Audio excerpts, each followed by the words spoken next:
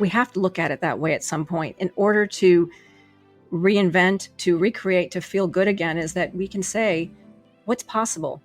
What is possible now? And so I was able to do that. And I think if we can just say to ourselves, what good can I make of this? And that's what I'm saying by it as an opportunity. It's sort of an experience, or not experience, but a way to create something that maybe you wouldn't have otherwise.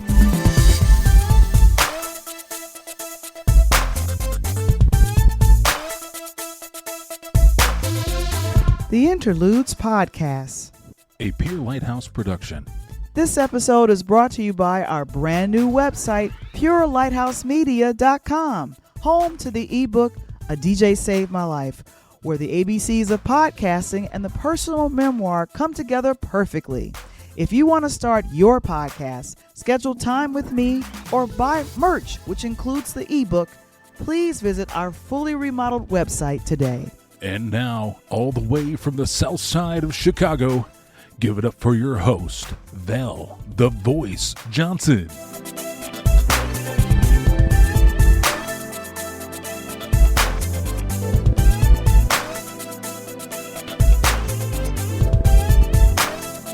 Interludes family, I'm so grateful to introduce Jill Collins.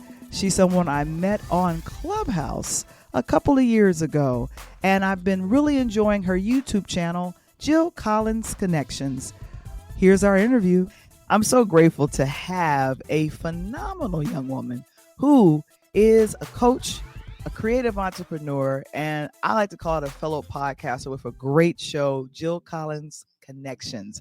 I've been checking out her podcast over the last year, and I'm telling you, some wonderful, great information has come from her platform. Ladies and gentlemen, Jill Collins, how you doing today? Hey Val, how you doing? It's good to be here. Excited.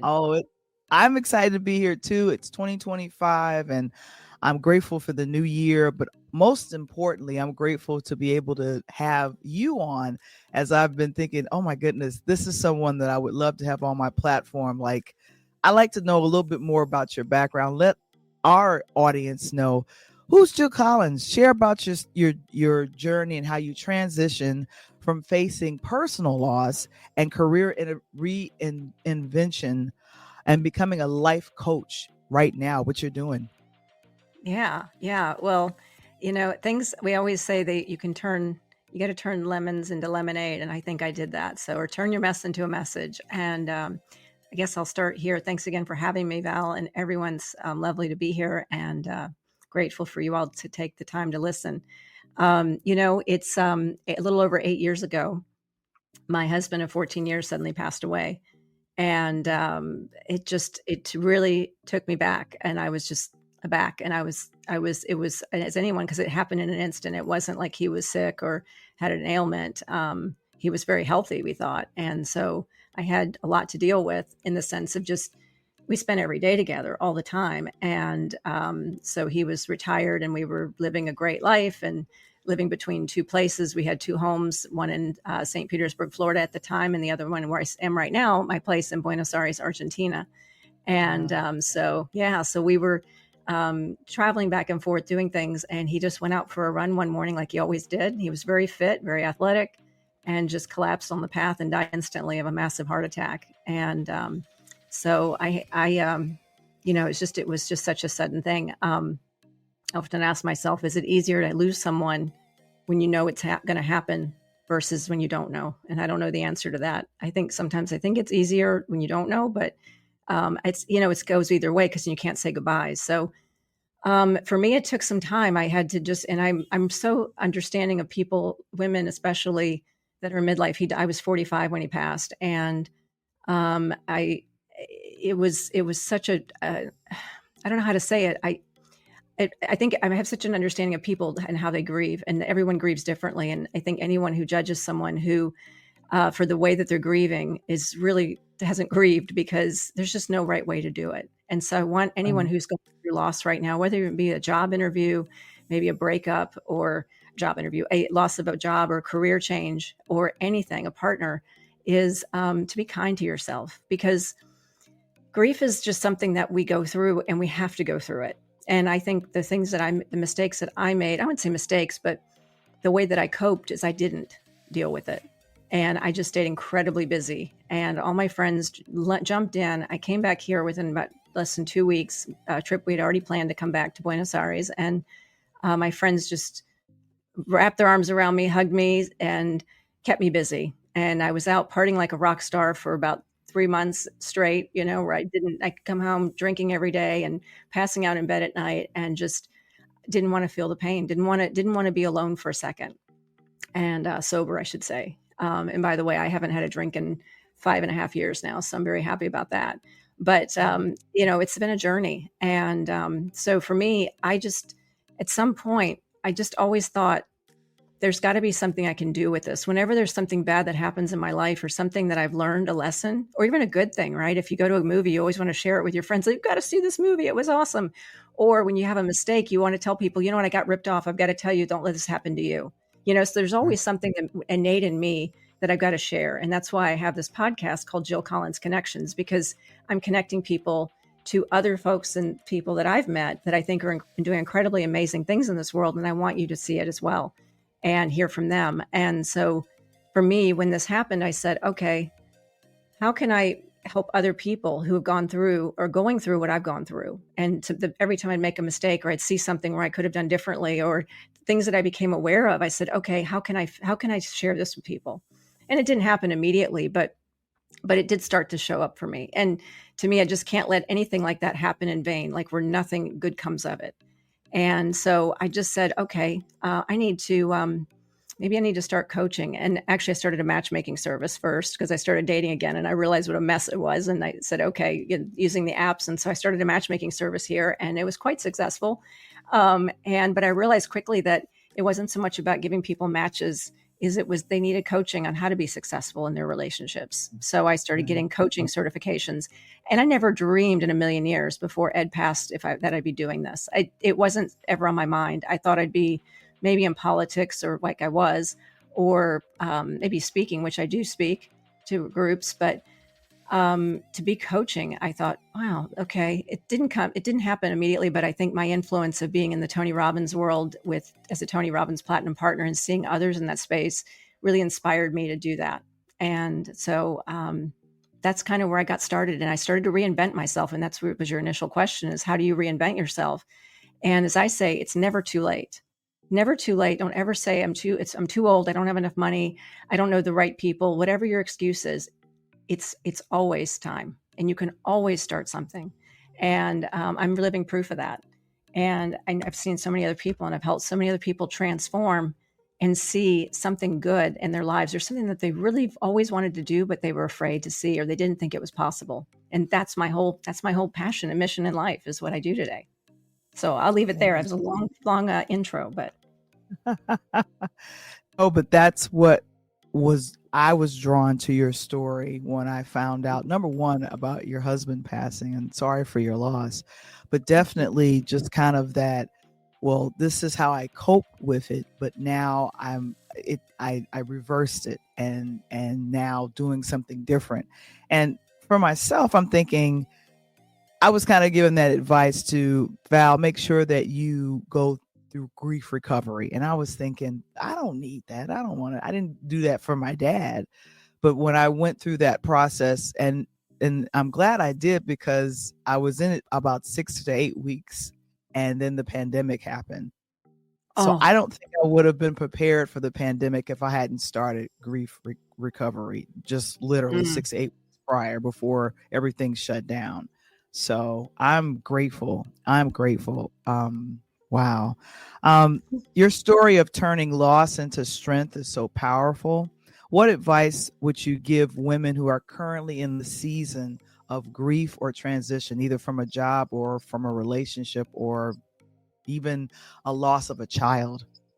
Oh gosh, yeah. There's nothing I can't imagine. I don't have children of my own, but I can't imagine. I can only imagine how that must be the most difficult thing ever. We always expect to outlive our kids to outlive us. We never expect to outlive our children. And I think the biggest advice I can give is, again, like I said earlier, is just be kind to yourself. We expect, I can only speak for me, but I've seen it in others that I've worked with, is we expect so much of ourselves. I expected so much of myself, getting back on, dating again, just, okay, I was ready for the next one. All right, where is he? Let's go. I'm ready. Come on. And boy, wasn't I. And I thank God that he didn't answer my prayers and some people that I wanted to be with. And 7 years ago, when I was going like, oh, I thought that person was the greatest thing ever. And today I'm thinking, oh my God, what was I thinking? So, for me, we just have to be kind and be patient. And everyone said, oh, give it a year, don't make any major changes. And then you hit that 1 year and you're like, is something magic going to happen? Am I going to feel different? You don't feel different, by the way, after 1 year. And, after that 1 year mark, but, it's don't rush. And I think it's just allow yourself to feel it, because I went through about maybe a year and a half or 2 years where I went through some family legal issues, and it made it that much more difficult for me to go through the grieving process. And I literally went back probably 2 or 3, even 4 years, even today, even I'm still going through a spiritual journey and creating, how do I say it? Improving myself and working on myself so much in the past 8 years that I would never have done if he'd still be alive. And that's not to say that I'm grateful that he died. I'm not. But I think at some point I could almost see it as an opportunity. And it sounds morbid, and I know you might get some negative responses on here, but I hope people understand what I'm saying when I say it as an opportunity, because we have to look at it that way at some point in order to reinvent, to recreate, to feel good again, is that we can say, what's possible? What is possible now? And so I was able to do that. And I think if we can just say to ourselves, what good can I make of this? And that's what I'm saying by it as an opportunity. It's sort of an experience, or not experience, but a way to create something that maybe you wouldn't have otherwise. And part of my program, when I work with women in my 12-week program, is I talk about finding your likes and dislikes. It's sometimes in a relationship in particular, we kind of had this rhythm with our partner. We say, okay, for years, Ed was allergic to shrimp, so we never ate shrimp. And then he died, and I'm like, oh, do I even like shrimp? Maybe I do. I forgot. Maybe, I do like shrimp. I know it's a simple example, but it's rediscovering yourself and seeing what you can do now that maybe you didn't do because you were in a relationship. Do you go out? Could you go out more? Could you travel more? Maybe your partner didn't like to travel as much. There's just things you can do differently to just sort of like, I use a metaphor of like a set dining room table where the whole thing's ready for like a Thanksgiving dinner or a meal, right? And you have all the crystal, the china, the plates are all set. And all of a sudden, with when you have a loss, it's like someone comes up and takes that tablecloth, and they go, and they pull it out, and everything's on the floor, but the table's completely bare. And you have an opportunity at some point to go back and to say, okay, I'm going to put the tablecloth back on, and I'm going to pick what I want to put on that table now. Do I still need this? Do I want this in my life? Do I not want it? Is there something that's not here that I want to bring in and go get? And sometimes I think if we wait too long in our grief, things start to show up on our table again for us without us wanting it there, or we just become so numb and resigned that we allow people to start to build our life back for us. It sounds weird, but maybe sometimes when we're older, our adult children will do that. Oh, mom, you want to live here? You probably should go live in this place, or you always wanted to do this.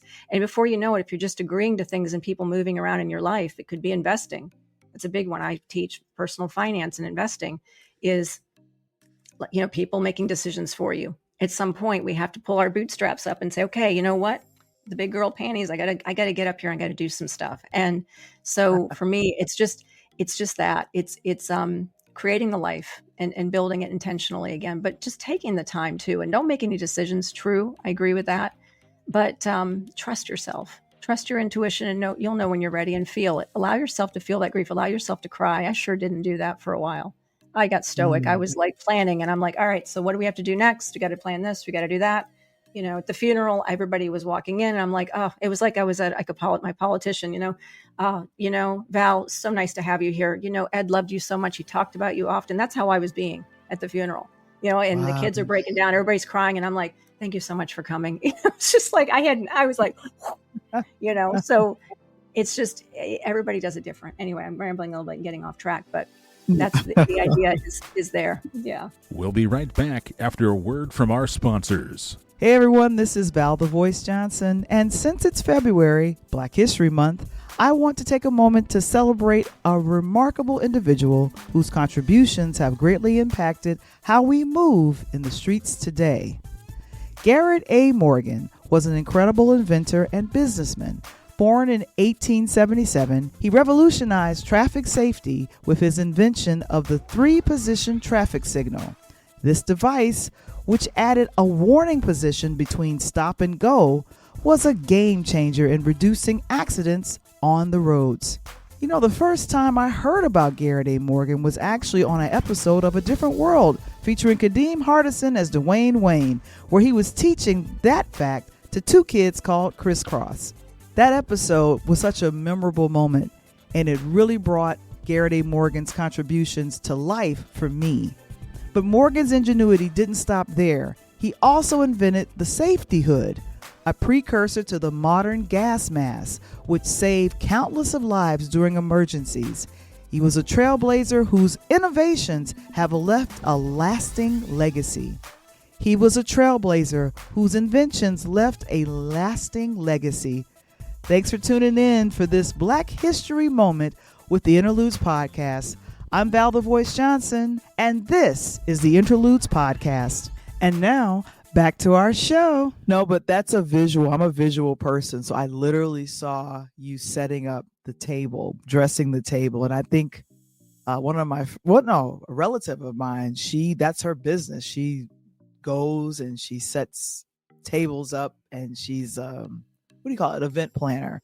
She does some of the most oh my gosh, she does some of the most beautiful settings, especially table settings and stuff. I went to her husband's birthday party, and I thought about that. Like, you know, you make these choices. Okay, everything is black and silver, and you make sure that the the napkin is like a butterfly, and you put it in, and you have to make sure you have all of the silverware.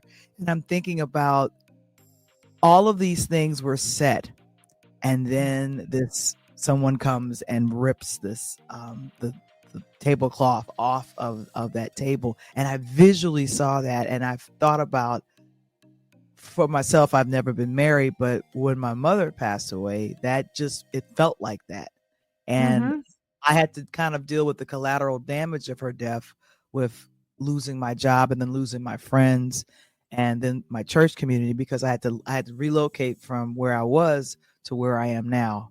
And I've never heard a visual like that, Jill. That's blowing my mind just in that description. Wow. But see, the great thing is like I said, we have the ability.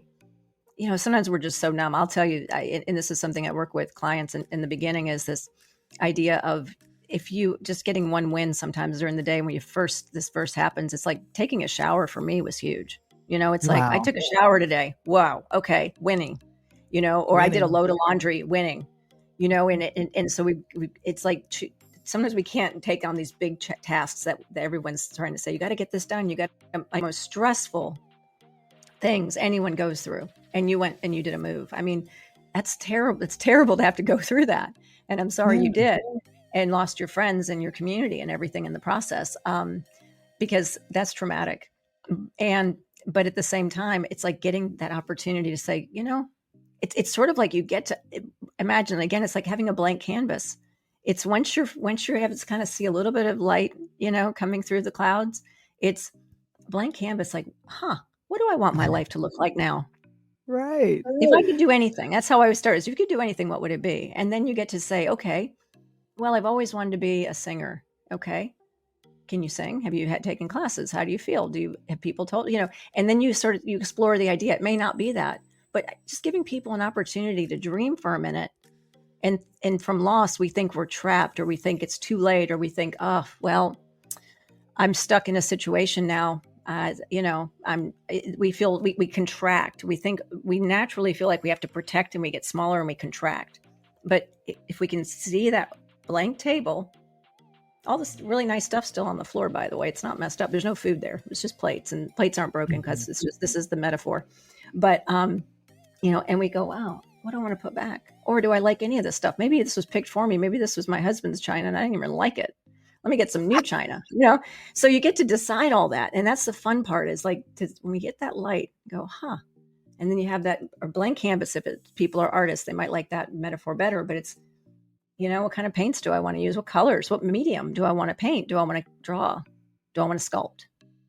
It's just, it's that really just letting yourself get creative. Yeah. Yeah. And I think I thought vision board when you were saying blank canvas. 100%. I love that idea. Yeah. I love that idea. Vision board for that. That was a good idea. I might use that.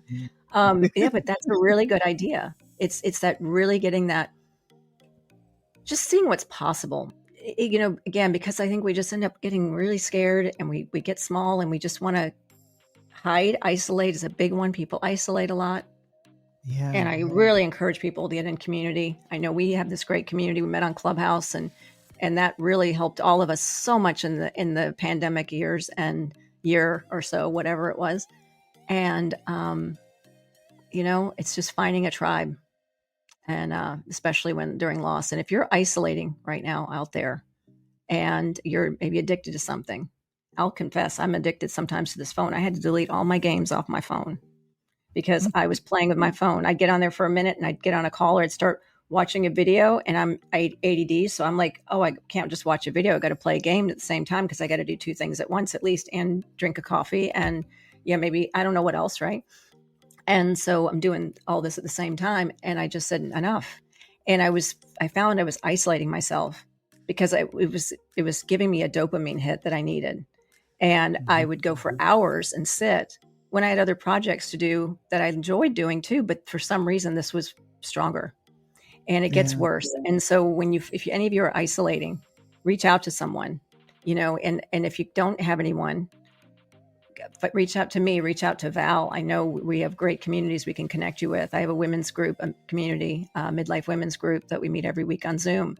And, it's just finding people that will help you, hold you accountable, that will inspire you and help you see what's possible. Because you'll get ideas from other women, other men, people that are like you, that you want to be like, or that you want to emulate, that are where you want to go.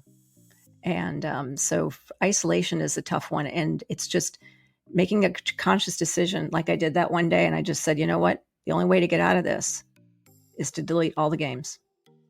Delete them all. Delete them all. Don't watch any news anymore. Stop doing YouTube news, scrolling the election. Stop. and I'm more productive. And I'll tell you, I watched a video yesterday and I repeated it. It was 2 hours and I watched it twice. And this is what I did with my day yesterday. And it was Diary, I think it was Diary of a CEO, and he had this woman on about the addiction and prefrontal cortex. The latest video, it's so good. Podcast. I love that yes, podcast. It's really good. And she talked about the whole thing about dopamine and how addictions and how she said once you stop something, she said it will feel like it's the craving and the anxiety of wanting to pick it back up.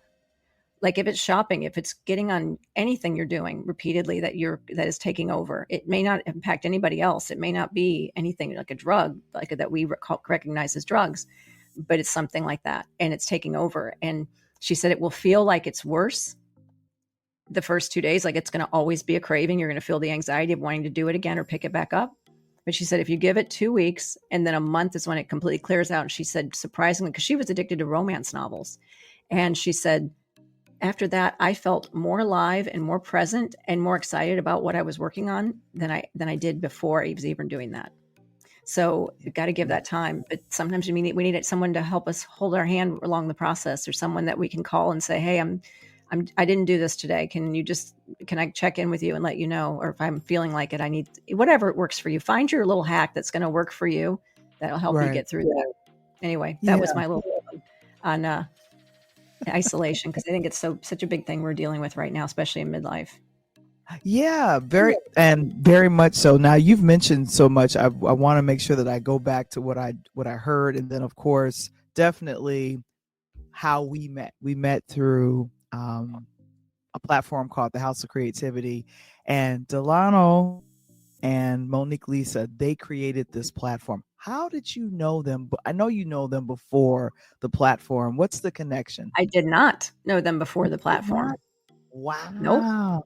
I Okay. I I Who met told you about it? Delano. Well, Yeah. I got on Clubhouse through my Tony Robbins Platinum Partner community.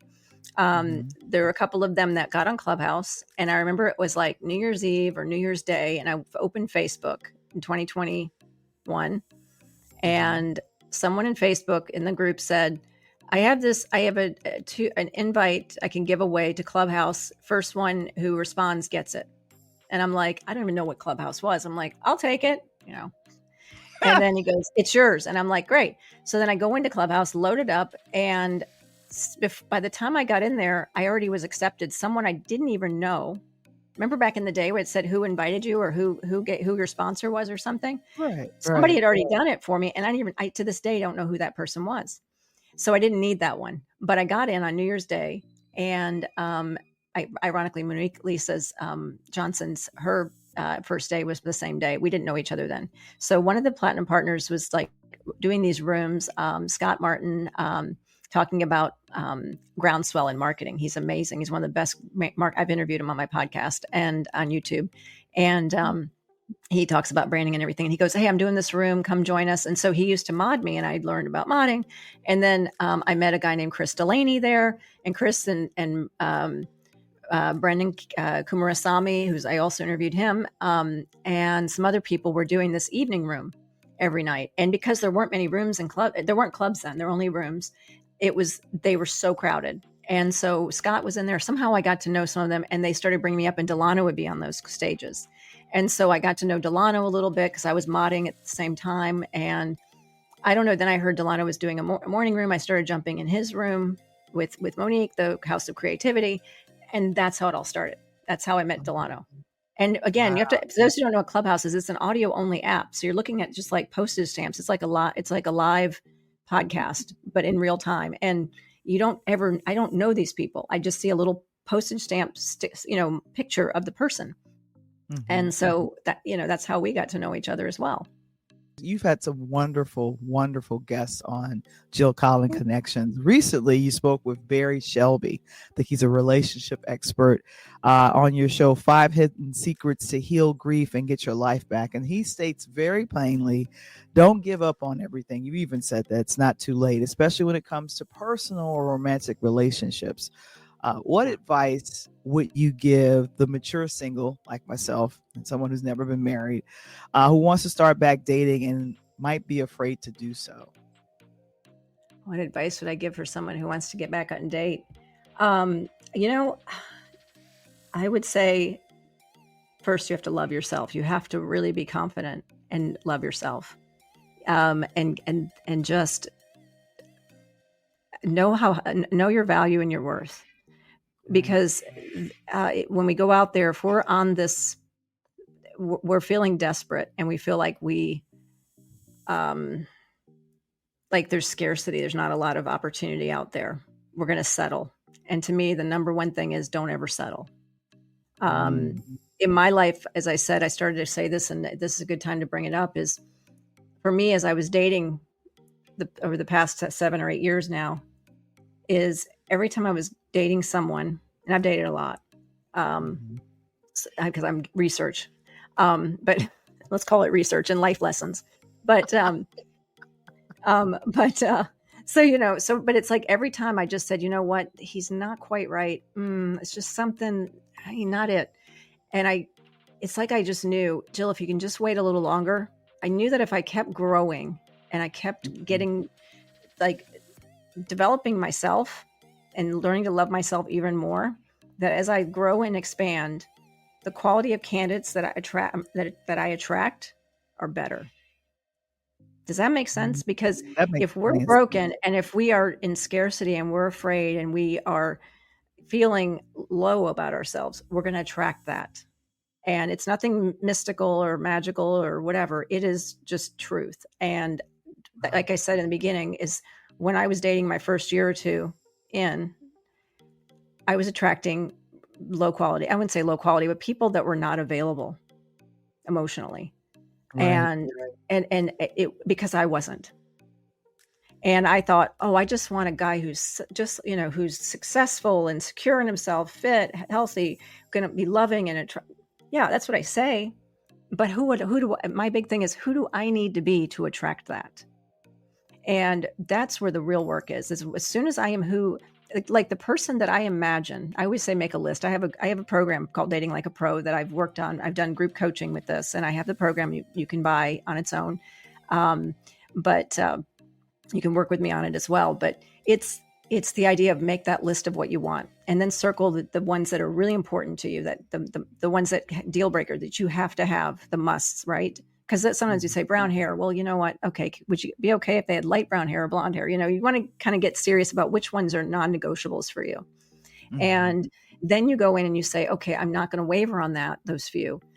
And what we start to do, though, is that if the last part of that, after we have the list and we start looking, is who do I need to be? What's on this person's list that they're looking for?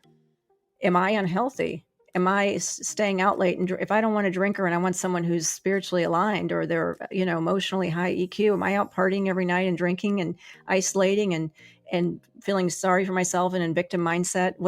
Who am I being? I'm not going to find that person's not going to want to be with me. They're not going to even walk up to me, because they're going to feel that. They're going to sense it. And so we need to work on ourselves.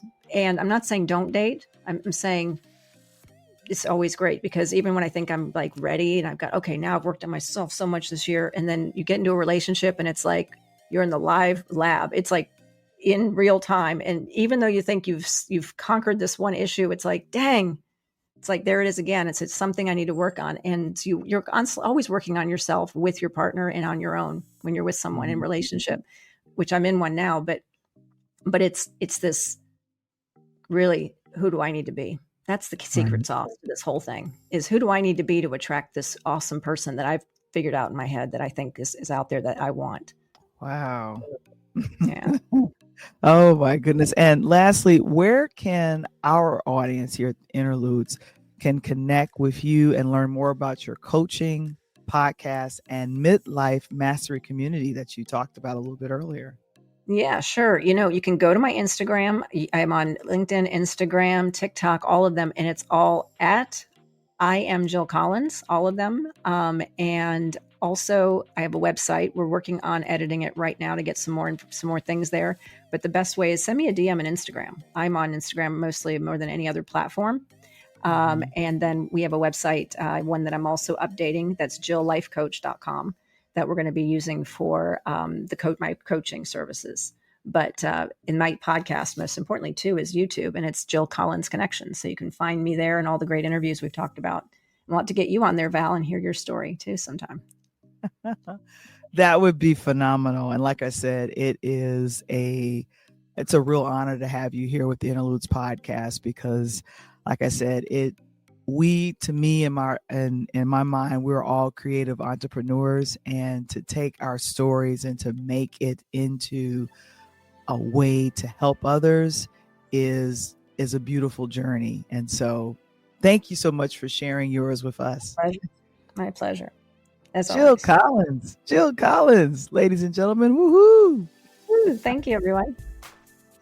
I'm Val the Voice Johnson, and this is the Interludes podcast.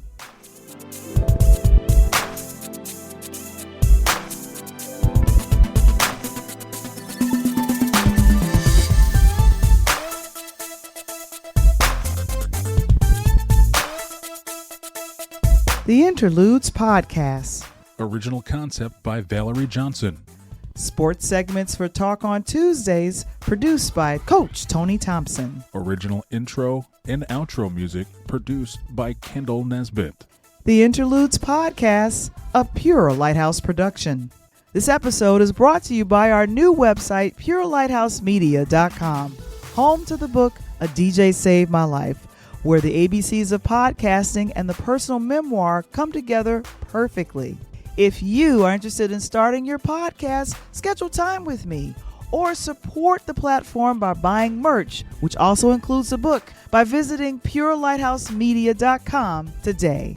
To subscribe to our YouTube channel or join Interludes Facebook group, visit the website linktree/peerlightmedia.